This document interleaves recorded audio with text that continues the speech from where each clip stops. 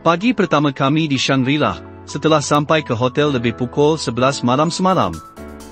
Tempat baru, cuaca yang sejuk. Semalam, saya rasa kurang 5 degree. Tapi di kebanyakan hotel di Shangri-La ini, setiap katil atau tilam disediakan alat pemanas. So, selesalah sikit. Tapi bila tempat baru, suasana baru, mata pun susah nak tidur. Pagi ini selepas subuh, kami tidur balik dan dekat tengah hari baru bersiap-siap untuk keluar tengok-tengok sekitar hotel dan yang penting cari makan tengah hari. Inilah keadaan hotel bajet kami, reka bentuk rumah-rumah orang Tibet. Di depan hotel Bodhi ini ada kedai sewa pakaian tradisi dan tempat sorekan. Di China ini, di mana-mana tempat tarikan pelancong, perniagaan sewa baju tradisi, sorekan dan juru gambar, akan ada banyak.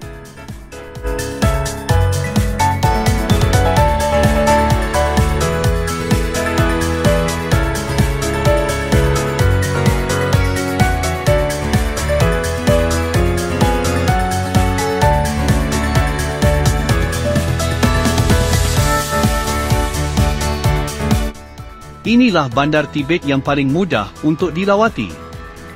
Shangri-La merupakan bandar terbesar di wilayah otonomi di Qing. So budaya di sini adalah budaya Tibet dengan kaum Nakzi. Saya pun tak ada hasrat untuk ke Laksa Tibet di masa hadapan. So Shangri-La inilah yang paling rapat kami terokai. Shangri-La dengan ketinggian 3,500 meter adalah bercuaca alpine. Kalau musim sejuk, salji turun di garisan Cancer yang agak-agak selari dengan Taiwan ini. Kerana kalau ikut latitude, sepatutnya tidak turun salji dan sesejuk ini. Video ini akhir Oktober, maka cuaca mula sejuk, malam boleh cicah 0 degree juga.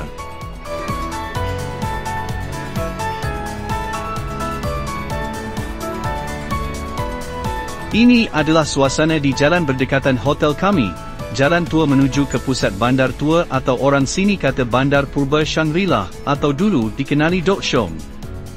Nama Shangri-La ini adalah dari buku novel fiction tulisan nobelis Inggeris bertajuk The Last Horizon. Tapi sejarah bandar ini pun dah melebihi 1,000 tahun.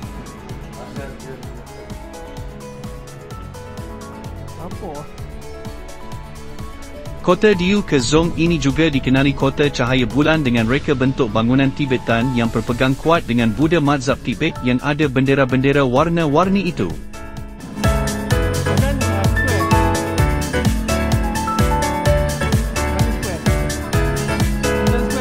Pada masa ini sudah low season, tak ramai sangat pengunjung.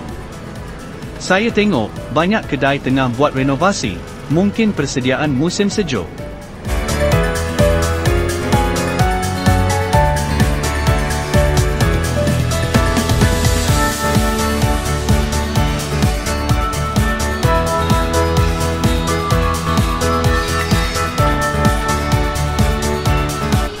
Ini ialah Central Square atau Medan Tengah, tempat tumpuan orang ramai. Aktiviti joget-joget kelepak-lepak akan diadakan di medan ini.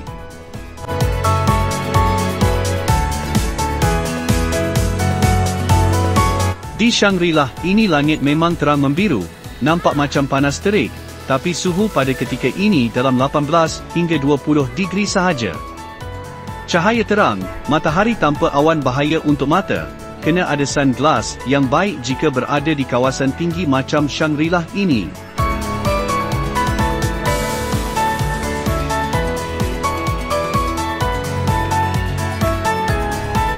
Ini contoh salah satu pakaian orang Nakzi Tibet. Kebanyakannya menutup aurat, macam jenis Mongolia Kublai Khan.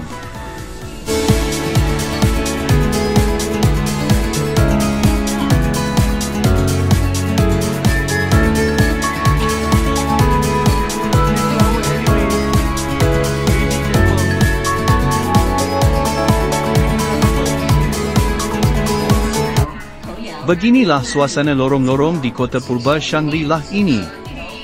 Kalau anda terhibur dengan video saya, jangan lupa like, subscribe dan komen. Tak tahulah saya ada masa lagi nak edit video-video yang akan datang.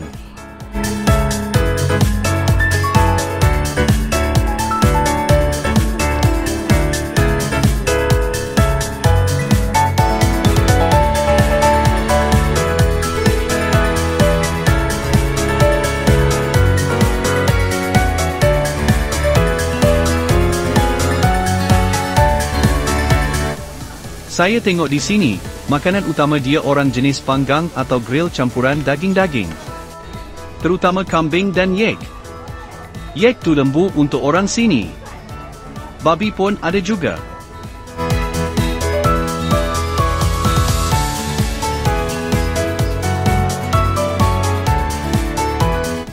Kota lama Shangri-La ini macam lereng dan lembah. Di belakang kota ini ada tanah yang menaik tinggi. Bangunan, rumah-rumah kedai dibuat tersusun ke atas. Sebelum ini pernah berlaku kebakaran di kota tua Shangri-La ini. Maka kebanyakan bangunan ini dibangunkan semula, bukan material yang asal, cuma desain sahaja kekal.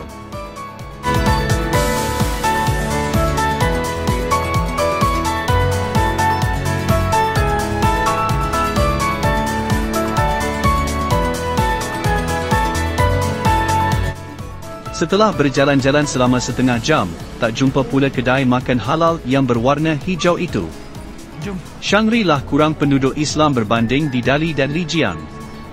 Kalau ada pun orang luar. Orang luar ini maksudnya orang China juga, yang bersuku kaum lain. Di China ini, pemerintah komunis tidak iktiraf agama. Bagi mereka agama adalah sebahagian dari ritual atau aktiviti kebudayaan suku kaum atau etnik. Contoh di Yunan suku kaum minoriti Islam terbesar ialah Hui. Bantuan kerajaan disalurkan ke kaum Hui. Terpulanglah kepada kaum Hui untuk salurkan bagi tujuan agama ke atau sebagainya. Sebab tu saya tengok banyak peninggalan Islam lama di China ini mampu dibaik pulih dan diselenggara termasuk masjid-masjid lama. Ada beribu suku kaum di tanah besar China ini. Ini adalah tugu roda-roda doa orang Buddha Tibet atau Prayer Wheels. Tidak jauh dari sini ada bukit yang di atasnya ada kuil besar Buddha dan di situ ada selusito bangunan roda-roda doa Buddha terbesar. Saya tak pergilah, dah kenapa saya nak pergi situ?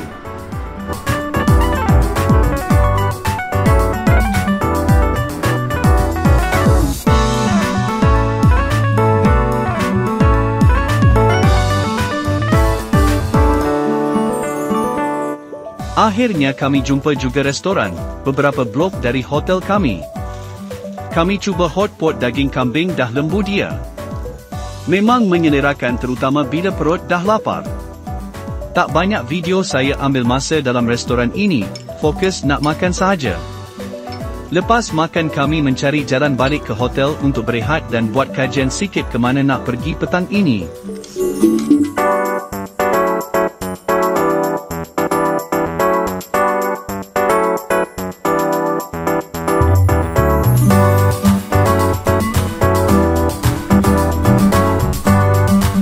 Rupanya selang beberapa kedai dari hotel kami ada restoran halal, betul-betul di pintu masuk besar.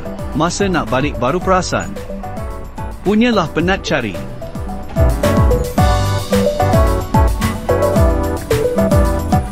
Yang pasti perut kenyang, mata pun mengantuk, terutama bila cuaca dan suhu nyaman macam sekarang ini.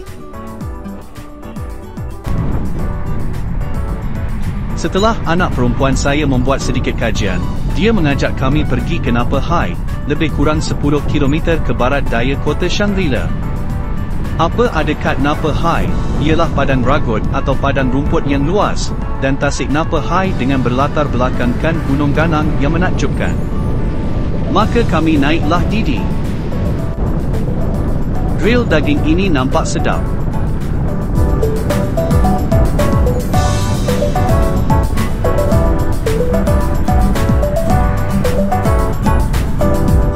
Ini adalah tempat simpanan rumput kering yang akan dijatuhkan bagi makanan kuda dan yek tau lembu. Tempat yang kami pergi ini tutup kerana air tasik banjir atau naik.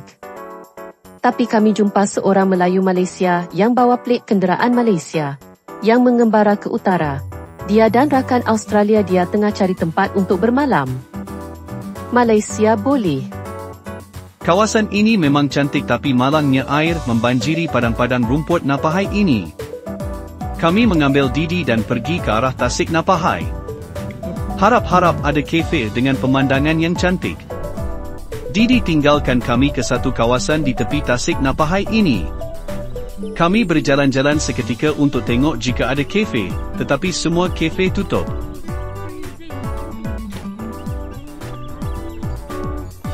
Tasik Napahai ini banyak air ketika musim panas dari bulan Jun hingga September dan akan mengurang airnya pada musim sejuk dari Oktober ke April.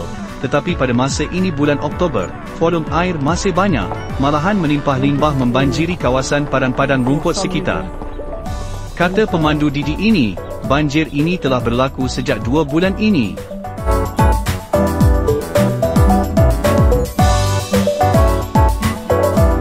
Maka hampalah lawatan kami untuk bergambar di Padang Ragut Napahai yang cantik, tetapi kami menghabiskan masa dengan memperbanyakkan langkah dengan berjalan dalam 2 km di tepi Tasik ke arah jalan raya depan, sambil menikmati pemandangan cantik Tasik dan Gunung Ganang Napahai.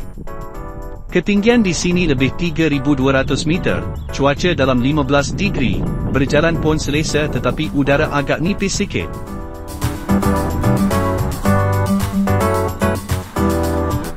Tasik Napahai ini tempat banyak burung-burung migratory dari utara yang datang untuk mengelakkan musim sejuk di utara Siberia.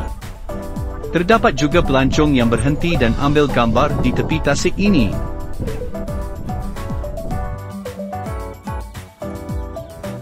Kuda-kuda saiz kecil ini berjalan lalu di sebelah kami, hari hendak maghrib, pandai dia orang balik sendiri, tak ada orang jaga.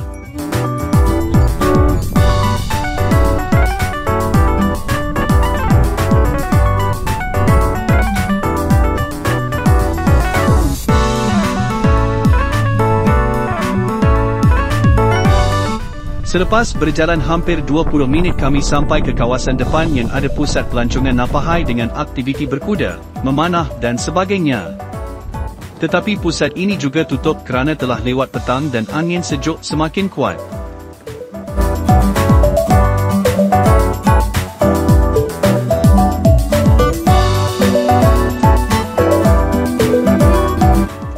Maka kami ambillah gambar-gambar secukupnya dan membuat pesanan Didi untuk pulang ke kota Shangri-La.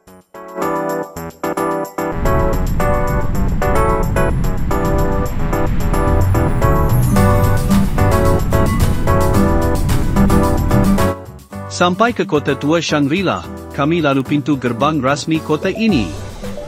Dan terus ke sebuah kafe dekat pintu gerbang ini. Sebelum meneruskan aktiviti merayau-rayau di waktu malam.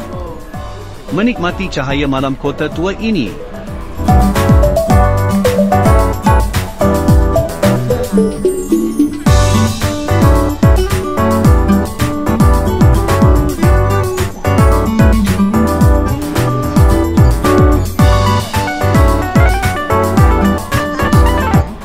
Masuk kota-kota tua di negara China ini sama sahaja suasana dia. Lampu-lampu komersial, jualan-jualan pun sama cuma mungkin spesialti tempatan sahaja, macam keropok, kek atau kuih muih tempatan.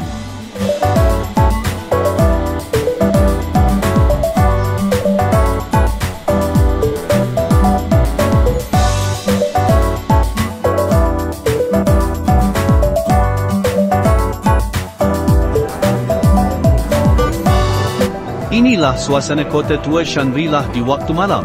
Cuaca pada masa ini kurang 15 degree, malam akan drop hingga 0 degree.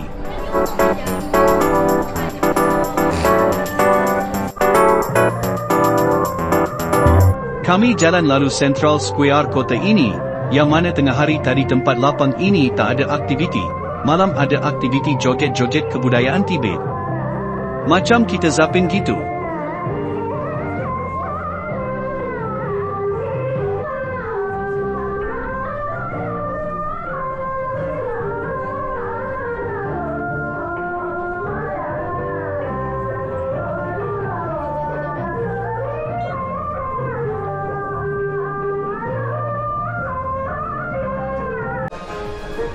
Jalan-jalan di kota tua ini, tak ada apa yang hendak dibeli, sahaja menikmati suasana baru dan juga lampu-lampu dekorasi kedai-kedai.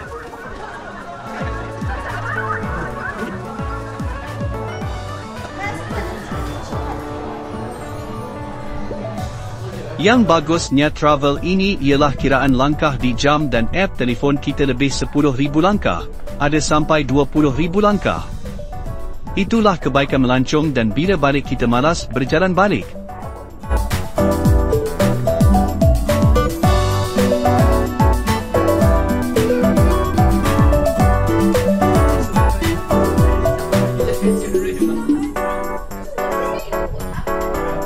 Kami meneruskan jalan ke arah sebelah bawah kota dan berhampiran dengan bukit di mana terletak kuil Buddha utama kota tua Shangri-La ini. Ini malam kedua dan akhir kami di kota ini, so kami meneroka mana yang sempat sahajalah. Grill daging ini nampak sedap.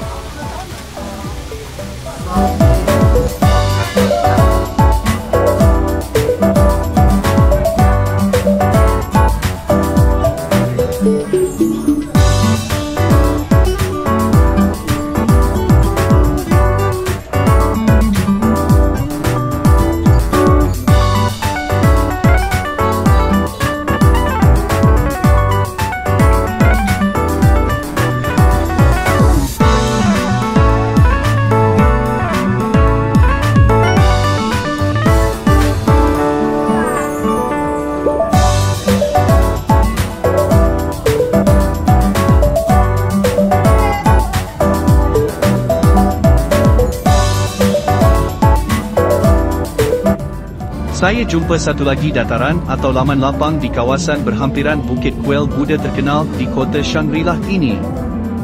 Di dataran ini ada patung-patung menggambarkan kehidupan penduduk tempatan dan aktiviti-aktiviti busker.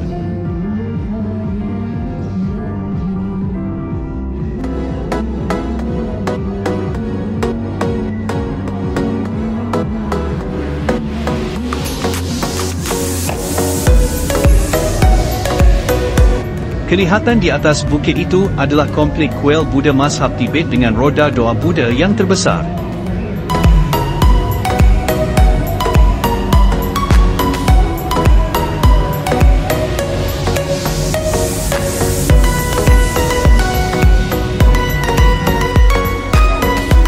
Itu dia di atas bukit bangunan roda doa Buddha yang terbesar. Orang ramai boleh menolak roda doa sambil berdoa. Macam kita tawaf lah. Dia orang tolak pusaran roda mengikut jam. Kita tawaf bertentangan jam.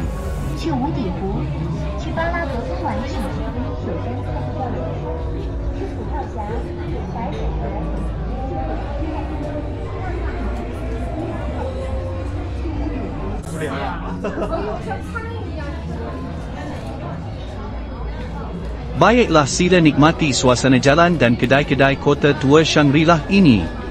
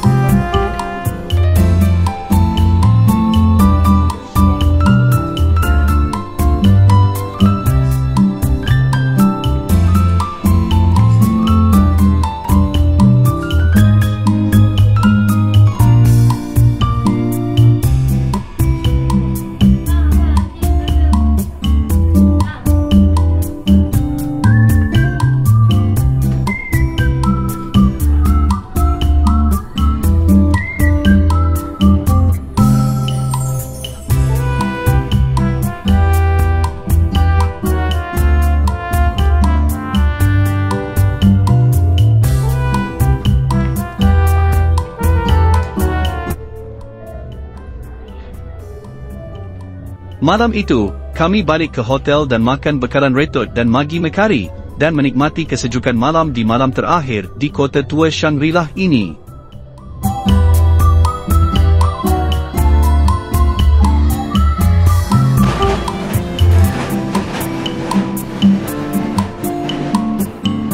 Pagi keesokannya saya dan isteri saya berjalan-jalan lagi ke arah bukit di belakang kota tua Shangri-La ini. Anak perempuan saya lebihkan tidur. Tapi hari ini kami pun kena siap-siap. Tengah hari pukul 12 kami kena check out dan ke stesen kereta api balik ke Delhi. Kami menapak menuju ke tanah tinggi di belakang kota tua, harap dapat tengok pemandangan keseluruhan bandar Shangri-La ini.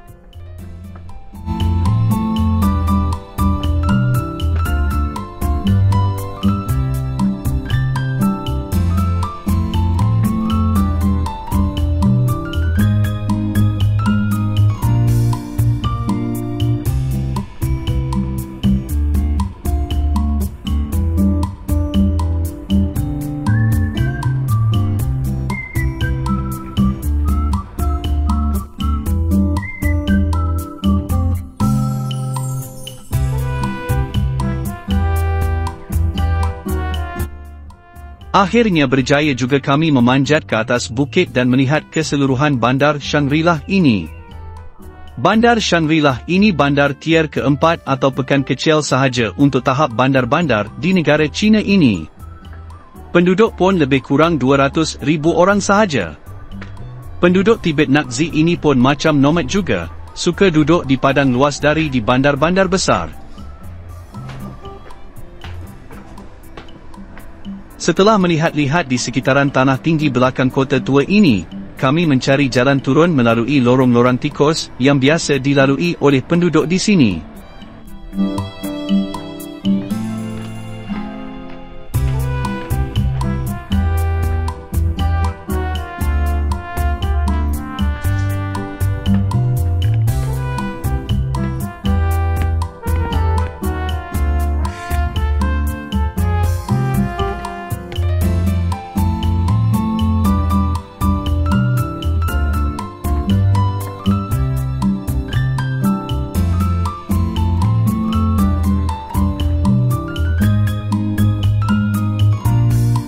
Setelah jalan pagi, kami pun balik ke hotel untuk kemas-kemas dan check out, dan juga kalau boleh cari sesuatu untuk makan pagi ini. Kami singgah di restoran hujung hotel kami untuk beli roti daging goreng, alas perut sebelum ke stesen kereta api.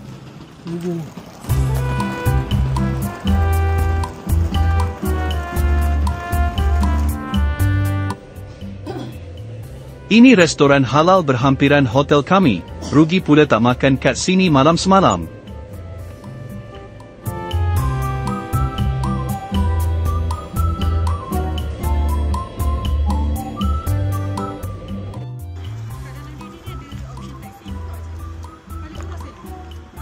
Saya makan roti daging sementara tunggu Didi ke stesen kereta api, sedap amat. Dari simpang hotel kami ke stesen kereta api dalam 15 minit sahaja. Baru kami nampak keadaan stesen kereta api Shangri-La tengah hari ini, masa kami sampai gelap tak nampak sangat. Ada roda-roda doa atau praying wheels ditempatkan menuju ke bangunan stesen kereta api.